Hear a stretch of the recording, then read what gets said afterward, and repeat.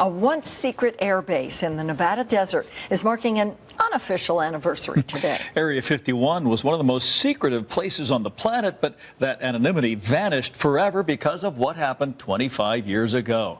A controversial electronics whiz told a fantastic tale during a TV interview, and the story still reverberates today. The I-Team's George Knapp played a part in what became an international sensation. He's here with an update. Setting the stage, Dave, you might not know this, but 25 years ago, a young anchor woman named Paula Francis and I were prepping for the 5 o'clock news when we learned that our scheduled live interview had canceled. We placed a call to aviator John Lear to ask if he could get a friend of his to fill the spot, a guy who reportedly worked out near Area 51 and had seen flying saucers out there. It sounded outrageous at the time, but that interview with Bob Lazar turned Area 51 upside down. We coaxed a reluctant Lazar into returning to Las Vegas to talk about it.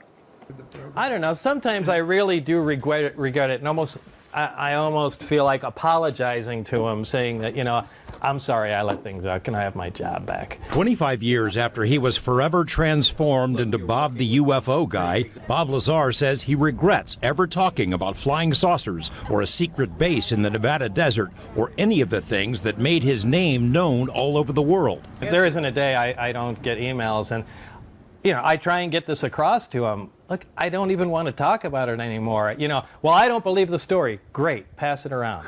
You know, I really don't want you to, because it makes life difficult for me. A quarter century ago, not many people outside of Nevada had ever heard of Area 51, the mysterious base 100 miles north of Las Vegas, a place the government said didn't exist. It was the location of choice for all manner of black projects, spy planes that were kept secret from the public. And that's my driveway, that's Bob, that's Gene Huff, and Bob's wife Tracy and Chris.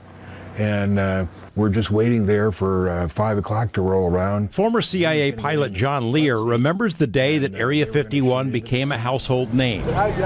This is home video he shot as a KLAS news truck prepared to broadcast a live interview from Lear's home. Lazar was understandably nervous. Yeah, he was nervous because he was putting it all out on the line there. And here he was going to, you know, reveal all this secret that he'd signed, you know, that he was going to never tell anybody. It's not only a crime against the American people. In the interview, Lazar's face was hidden, and he used a pseudonym, Dennis, which was the first name of his boss out in the desert. Well, there's several, actually 9 flying saucers. Lazar claimed he worked intermittently at a location called S4 south of Groom Lake, the main facility of Area 51. He said the hangars had been built into the side of a mountain disguised as desert, and inside were a set of 9 flying saucers. Months later, he revealed his identity to the world and said the technology he'd worked on was from somewhere else, that it was being taken apart to figure out how it worked. The reason that they're round and have no sharp edges is to contain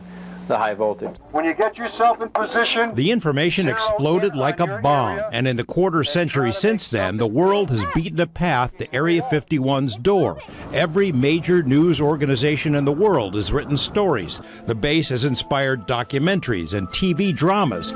Dozens of books have been written, fiction and nonfiction, hundreds of news articles, many of them critical of Lazar and skeptical about his background. His tale launched 1,000 product lines, every trinket you can imagine, along with assorted businesses, a AAA baseball team, and the world's only extraterrestrial highway running right past the entrance to Groom Lake.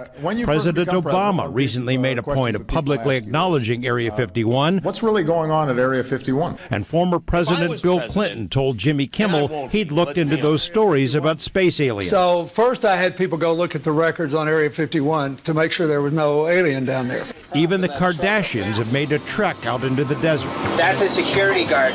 Look how you know, that story moved throughout the internet so quickly, and not just the internet, but news in itself. Like, was in the first 48 hours after the broadcast, it was in Japan. Back in Las Vegas for a visit, Lazar recalls why he came forward in the first place. He had traveled to the S4 base only a handful of times, but began to get scared. I began to get worried in that, boy, they've given me all this classified information. They're not calling me anymore. They won't take my phone calls. And in the meantime, apparently they're deciding what to do with me. Look how bright it's getting. Look at it now. For a variety of personal reasons, Lazar couldn't keep the story to himself. He shared his tale with John Lear and Gene Huff. They and a few others made treks out to the outskirts of S4 because Lazar said he'd learned when the test flights of the saucer would take place. 3 weeks in a row, a glowing object appeared over the mountain. Look how bright it's getting. Look at it now. And just a few minutes ago, we saw one of the government extraterrestrial UFOs. The time when Bob said there would be a test, there was a strange light jumping around in the sky above the location where he said it would be at the time and date he said it would be. You know, here, the craft took off when I said it was taking off from past the mountain range, which was Papoose Lake, S4, south of Area 51, you know, in a restricted area. So it's not like anyone was out there with a model plane or anything. And, you know, flew around, did incredible maneuvers that impressed everybody to the point where we got scared and got behind a car, fearing the thing was going to explode. But really, how do you explain that? It's bright right now. Lazar has more than his share of critics, including the poobahs of the UFO community who think he made it up. And he has holes in his background that have yet to be filled. But to date, no one has yet been able to explain how he knew those test flights would take place out there. Tonight at 11, we tag along as Lazar takes a tour of the Area 51 Museum exhibit that his story inspired. And over the next few days, we'll be adding material to our website, including the original series that we broadcast and some extended excerpts from this most recent interview. You remember that day? Has he ever backed off those original claims? No. Really Tells the same story right now. There you go. I saw a clip of our interview in Amsterdam in 1997. Never That dies. was a shock. Great job then and great job now, George. Thanks, George. At 11, with Paula Francis and Dave Crevassier. The news of Southern Nevada is now. It's been 25 years to the day since a live interview with a shadowy guy named Dennis changed everything for America's most secret military base. Dennis turned out to be a Las Vegan named Bob Lazar, who claimed to work at a secret facility built into a mountainside just south of Area 51. The story started a UFO stampede that continues to this day. Lazar has tried to put the flying saucer stories behind him and has been discredited in the eyes of some critics, but it is a story that simply won't go away. We coaxed Lazar into talking about the last quarter century of UFO craziness. The I-Team's George Knapp has the story. What better way to unwind after a long day than a glass of Groom Lake red wine from the Ailey Inn? Maybe spend a few minutes staring at the paintings you picked up at the Area 51 art show, while perhaps listening to the Bob Lazar music video. The story that Bob Lazar told 25 years ago this week has gone around the world many times over, inspiring books and TV shows and movies. Who knew that Indiana Jones' warehouse is at Area 51? That sound you hear means Agent Black will be waiting for you. You're too nice. Another repository of Area 51 lore is the exhibit at the Atomic Testing Museum. While in town recently for our interview, Lazar took the tour. I guess I have to get a picture of that, too. It was a little surreal watching Bob Lazar as he saw tape of the first interviews he ever gave about his time working at S4. Later, as we plowed through boxes of paperwork about his claims, Lazar reiterated his preference that people don't believe his story. Look, I am not out there giving UFO lectures, producing tapes. This is not a business of mine. I am trying to run a scientific business. And if I'm the UFO guy, it makes it really difficult. It's to my benefit that people don't believe the story. These days, Lazar and his wife operate a scientific supply firm in Michigan. He's received media coverage because of the odd stuff he sells online, but not everyone has made the connection to Area 51 and the stampede he started back in 1989 when he told of working at S4 south of Area 51, where he saw flying saucers so advanced they had to be from somewhere else. This is a model of the reactor he says was able to generate its own gravitational field, powered by what he called Element 115. Barry turned on the reactor, which was a flat plate and half of a basketball essentially on it, just a hemisphere. And once it was activated, you could not touch the sphere. You put your hand on it, and just like the like poles of a magnet, exact same type of force. He had a little golf ball, and we dropped it on it, and it never hit the sphere and fell off, and then we threw it at it and it rebounded and knocked the ceiling tile out of place. But it was that alone is something amazing. Look, that can change everything we know today. The story exploded among UFO researchers and just as quickly led to questions and denouncements. The I-Team confirmed Lazar had previously worked at Los Alamos National Lab, but we also reported his claimed education credentials could not be proven. UFO experts, including physicist Stan Friedman, also dug into his background. I say, here's a bright guy. I did a lot of checking on him. I find a lot of things didn't check out. That doesn't mean I disagree with everything he ever said or that he was a liar all the time. It means that I can't buy the story as presented. What all he did out there, I don't know. Lazar says there's no end to the questions, and even if he could prove he worked at S4, someone would say he must have been the janitor. So he generally avoids the topic altogether. Oh, you want some of the fame. What, the fame? There's no big dump truck dropping money off at my house every Thursday night. I'm not out for any fame. I really have better things to do. Generally, people have to twist my arm to come out and do things like that. As you know, you're the arm twister. Those who were around him at the time the story broke or took the trips into the desert to see the craft fly above S4 say you really had to be there. Did you see that move it did? There's a MUFON moron that calls me every once in a while, and he says, well, you don't still believe that guy, do you? And I say, I lived it. The whole 2 years, it was fantastic. It was one of the greatest times of my life. He wouldn't go through the trouble to make up a story to lie to people and then perpetuate that lie. Bob has no idea who won the Super Bowl and the World Series last year, do you? I mean, he's busy doing scientific stuff and in the Bob Lazar world. He wouldn't waste his time perpetrating a lie on anyone. Look, I know what happened is true. There's no doubt, period. Lazar was known to have unconventional interests and a spotty financial record. So why would a top secret program let him in? One theory is that maybe someone predicted he would spill the beans and was chosen because they wanted the UFO story to be planted. Lazar told us he can't rule that out entirely. We're putting together a special Area 51 section on our website, and we'll be adding material to it over the next few days, including extended excerpts with the most recent interview. And by the way, the Area 51 exhibit is having a grand reopening this Saturday. That alone is something amazing. Look, that can change everything we know today. Just having a machine to produce artificial gravity.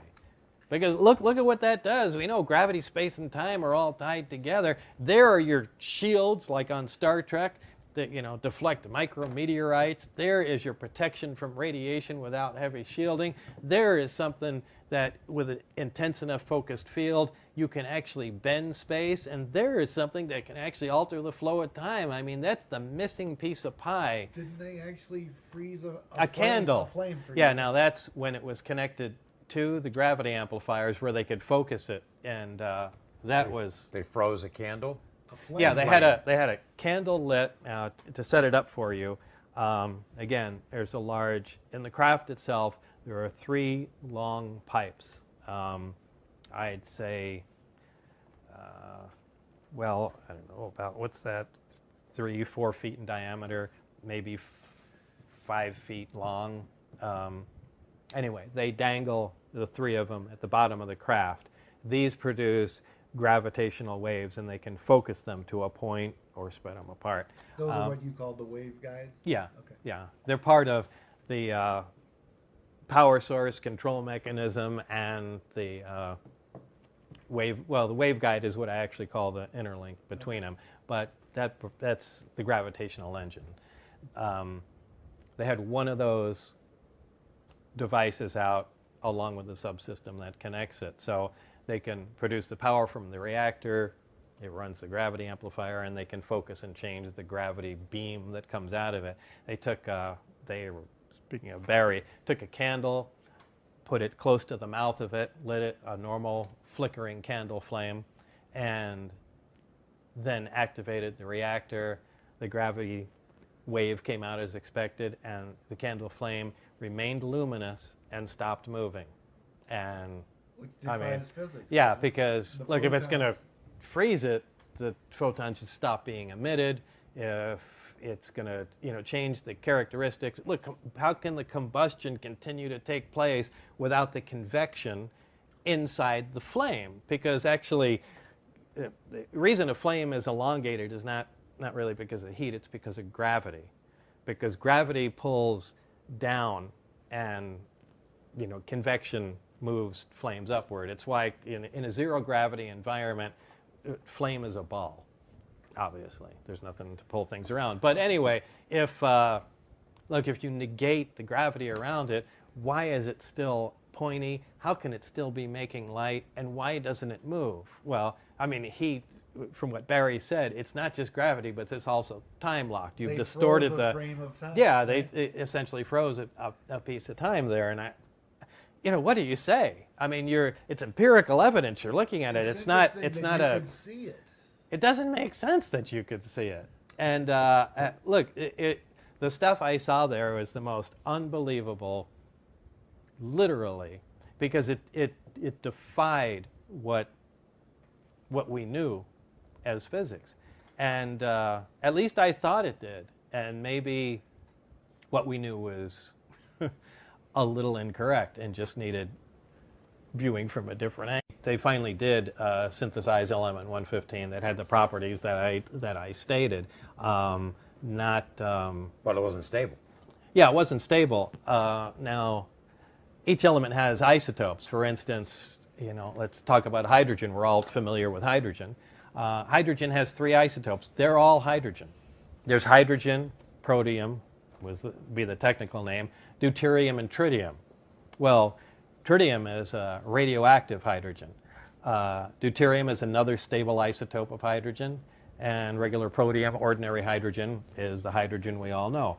They're all hydrogen. They have different amounts of neutrons in them. They all have 1 proton, which makes them hydrogen. Now, this is true for all elements. You can have the amount of protons in them determines what element it is. So element 115 has 115 protons in it. It's element 115.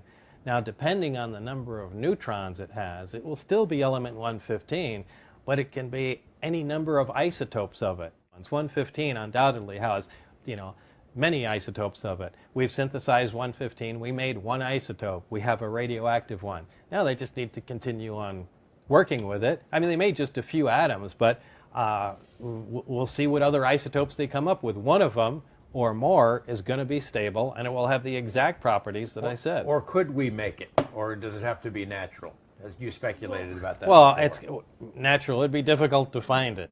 I do not think you can make that synthetically. It's just, it takes too much time. I mean, to make, an ounce of it or even a gram would take a tremendous amount of time because not all the interactions are successful.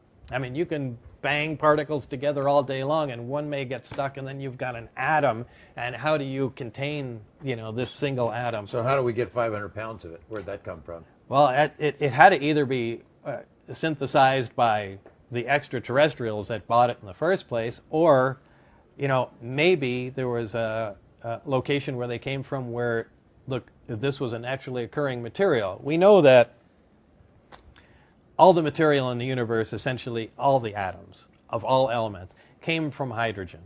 I mean, all you really need is just atoms of hydrogen to make anything. Once they start collecting together large quantities of them, gravity just begins to push them together under their own weight. As long as you have enough hydrogen, that'll continue until they finally crush down and ignite and produce a fusion reaction. And that starts a star. Once the star is burning, it begins to produce helium by fusing. So now you have another new element.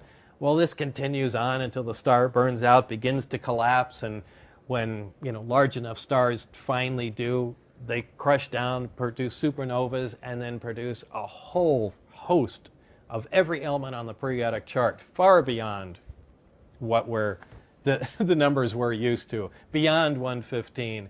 And, maybe some of these, that's where all the gold, all the uranium, every element you have ever come from, including every cell in your body, has come from supernovas. That's the factory that makes elements. So if there was a location somewhere else that had bigger stars, multiple stars, that burped out more heavy elements than, our local system did, maybe this is common, and you can find stable 115 like we mined for gold on our planets or uranium. It just depends.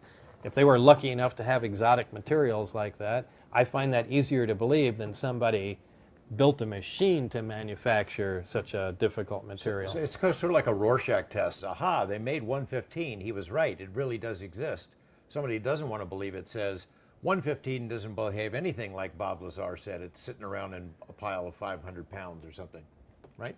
I mean, it's sort of like that. What is the... Right. You have to, you just have to start accumulating, whether you believe it or not, and I personally, again, I prefer you don't believe it. Just begin accumulating the facts that you can verify, and really be careful. But that drives him crazy. I mean, That's you need fine. to answer this. Now, I need an answer. How many times do you get that in a week still after all this time? I get. There isn't a day I don't get emails, and I try and get this across to them. Look, I don't even want to talk about it anymore. Well, I don't believe the story. Great, pass it around. I really don't want you to, because it makes life difficult for me.